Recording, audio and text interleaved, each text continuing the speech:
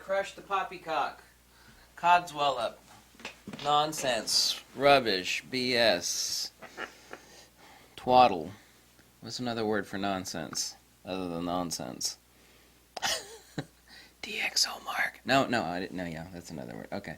So anyway, I made a video yesterday about the fact that there's certain individuals and websites that are trying to convince you that you shouldn't use a full-frame lens on a DX crop sensor. You know, funny thing is that there's all these hardcore National Geographic and other photographers that are using full-frame lenses on DX crop sensors. I wonder why I see these $12,000 500mm f4 lenses or 600mm on like a D7100. It's the $500. I got a $13,000 lens on a $500 camera. What might that be? It could be the fact that the Nikon D7100 is it could be that that scaled up times 2.25 would be a 54 megapixel sensor. Yeah, right, yeah, 24 megapixels times 2.25 equals 54. Yeah. Let's just say, for example, now people want to bring in this nonsense about moving. Well, you know, if you fill in the frame, you move back. No, we're not talking about that, damn it. This is what people keep asking. Is a full-frame lens on a DX crop sensor at the same distance? Is it not as sharp? Does it not resolve as much? That is BS. The people that keep spreading this nonsense need to stop it. It's not true. Got some test shots here. Let's just use one example, and obviously this is not an example of portraiture, but it's an example for wildlife. You know, you're trying to take a picture of the rare yellow-throated, speckled-breasted woodpecker, okay? And you can only get within 1,000 yards of that little damn woodpecker, right? Otherwise it's going to fly off, right? So you can't change your distance. That's as close as you can get. Same thing at a zoo. You know, you kind of got the wall there, shielding you from Captain Super Monkey behind the gate. Some gigantic lowland gorilla, right? Right, you can't get any closer. So why would you use a DX crop sensor? Oh, I don't know. Maybe this little shot with a child's face might prove something. Oh, look, we have a 36 megapixel sensor on the right. And we have a 20.9 megapixel Nikon D500 on the left. Oh, it's kind of interesting how the 36 megapixel sensor is really pixelated relative to the D500. Well, that doesn't make any sense. No, yeah, it does. Let's explain this nonsense here. Per square millimeter of sensor, there is more translational information on that Nikon D500 than there is on the 36 megapixel Nikon D810. Yes, indeedy.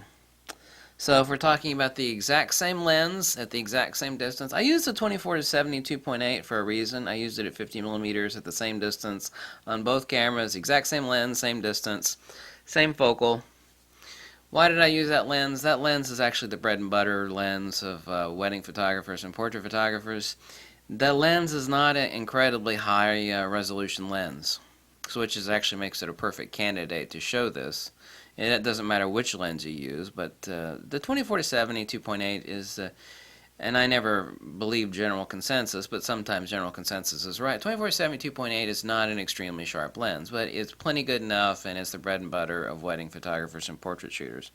Not the new VRG version, which sucks, by the way. The old G version, Nikkor 24-70 2.8, which isn't old at all and is actually better than the new one. See here on the right with the D810, we got a lot of pixelation. We have more translational information per square millimeter. What I was focused in, and you can see the original images.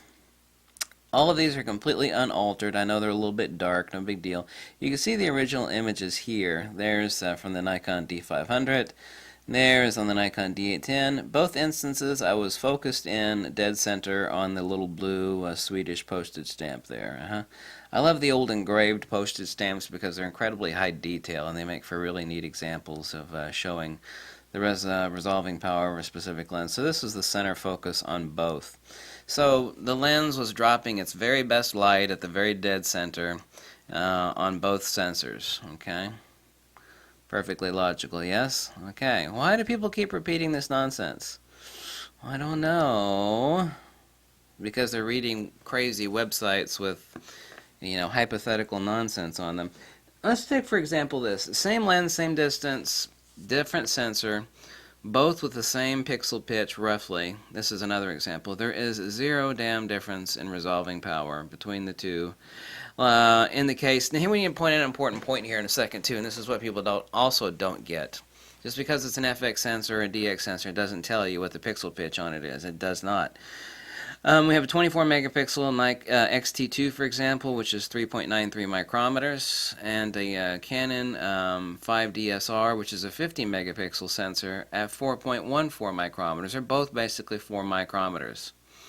So if the same distance and the same lens, which I don't have the same lens to drop between the two, obviously not between a Fuji and a Canon, but if we're able to drop the same lens between the two, yeah, they're both basically at 4 micrometers. We're not talking about SNR firmware and the 80 conversion afterwards, or the micro lens design. All of those things affect the ultimate final image, of course. We're talking about sensor level resolving power if we have the exact same lens at the exact same distance. And people say, well, if you're going to stick the lens on the DX crop sensor, you're going to have to... We're not talking about that. So please, God, why do people keep saying that? Well, we got to change the distance here.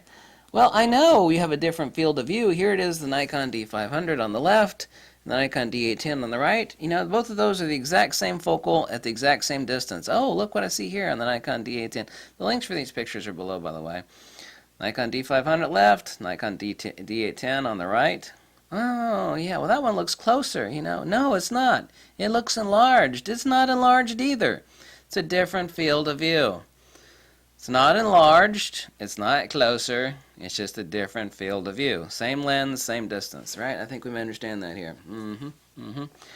Other than the 80 converters and the SNR firmware, at the level of the sensor, only the exposure, which is gain in time, the resolving power remains the same for the same lens and the same distance. So the other people and the website that are saying this nonsense that, oh, you stick a full-frame lens on a DX crop sensor, it's not as sharp. Nonsense! Codswallop, bullocks, BS, no. These imaginary hypotheticals said by some people and the twaddle on the specific crazy website are wrong. What they're doing is they're yanking these hypothetical space postulates out because they're assuming that you're magnifying the imperfections of the lens more when you use a smaller sensor with a higher pixel pitch, but that's not true either. Neither the light nor lenses actually work that way. Also, too, when we talk about changing the distance, we also have to talk about the inverse square law of light. Yeah, that's kind of important. But we're not talking about different distances here. The claim has been made, same lens on a full-frame camera is sharper than it is better resolving power in a DX camera. Not true. We're not going any further than that. We're not talking about changing distances. We're not talking about changing anything. Okay? This shot is exactly the same thing as this shot. See, that lens dumped the same light on the D500 sensor as it did on the D810. Well, these shots look totally different. That looks closer and bigger, and that one... No, that lens dropped the exact same light. As I told you in a prior video, every lens ever made poops out the same light out of its rear element regardless of the size of the sensor that's underneath. That lens dropped the same light here as it did here. Difference is a crop is only a crop, and a crop is a crop. Here's something else important. People say, well, FX sensor versus DX sensor, different pixel pitch. That doesn't mean anything. Why does that not mean anything? The Canon 5DSR, for example, has a DX pixel pitch. It's a big-ass 50 megapixel sensor, whereas the Nikon D4S, which is another full-frame sensor, has huge honking-ass pixel pitch, huge honking photo sites. So any saying FX or DX sensor doesn't indicate or tell you a damn thing about what the gain and the native efficiency of that particular sensor is over a given period of time at a given aperture. An FX sensor can have either huge-ass honking photo sites on it, like the Nikon D5 or the D4S or the Nikon D3, or tiny-ass little pixel pitches on it like a DX crop sensor, in the case of the Canon 5DSR. That's actually what all full-frame sensors are going towards now. They're actually going towards the direction of the Canon 5DSR. except for like the Nikon D5. The Nikon D5 was designed that way specifically with big honking photo sights, and it's also only a 20 megapixel sensor for shooting insane low light, ultra fast action, in which case you have a better gain over a given period of time with a given aperture.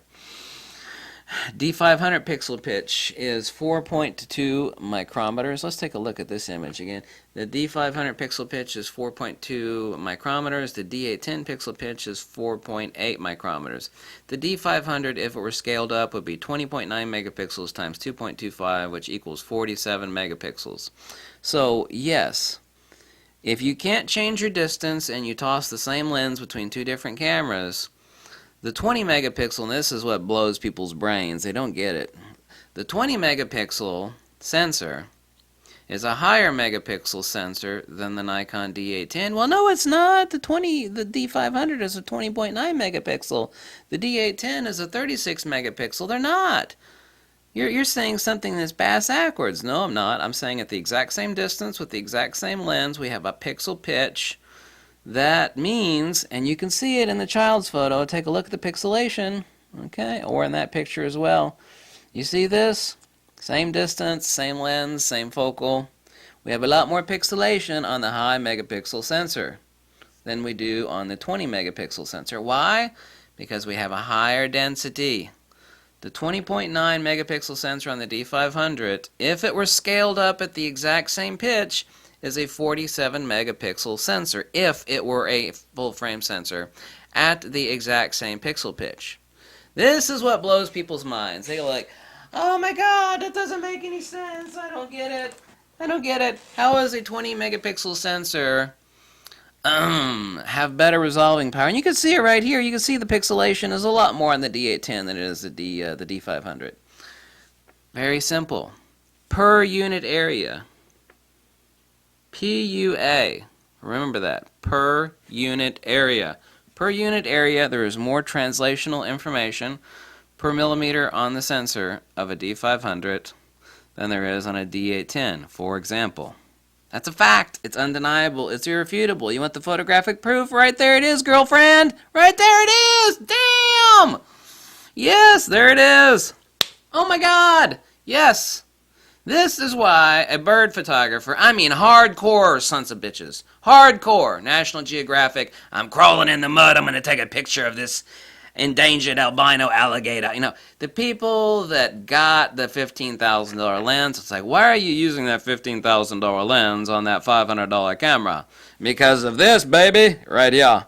See, wildlife shooters, like if you only get 1,000 yards within that blue-throated, speckle-breasted woodpecker, otherwise it's going to fly off and you're going to miss the shot. Those people, they crop the hell out of their pictures. This is just one example. There's more information per square millimeter of sensor, per unit area, PUA. So all of those people that have been telling you on super popular photography channels, super popular, I have 10 billion subscribers, therefore I'm right. You know, because if you have more subscribers, that means you're more right than somebody else. Oh, yes, I've got more subscribers. He must be right. He's got more subscribers. Oh, really? I didn't know that popularity equaled accuracy. Tell me how that stuff works. It don't work, baby girlfriend. Facts equal accuracy, okay? Yeah, exactly right. Yes. Facts equals accuracy, not number of subscribers. Yeah, isn't it interesting how that works? Oh my god, what a revelation that is! Oh my god! Yes. So, as far as the notion, the codswallop, the twaddle, and the nonsense that a full-frame lens on a DX crop body, the exact same lens, is not as sharp, is BS. In fact, depending on the pixel pitch, it can be the opposite, but that's just because there's more photo sites there to gather more information per square millimeter of sensor. But we're not talking about changing distances. That claim was not made. The statement was made, period. Full-frame lenses on DX crop sensors are not as sharp. That was the statement that was made. Not if you change your distance and do this and stick your thumb up your butt and suck on your thumb. Or if you no. The claim was made. Full-frame lenses on DX crop sensors are not as sharp, and that is nonsense. The links are below. Catch you later. Hasta la vista.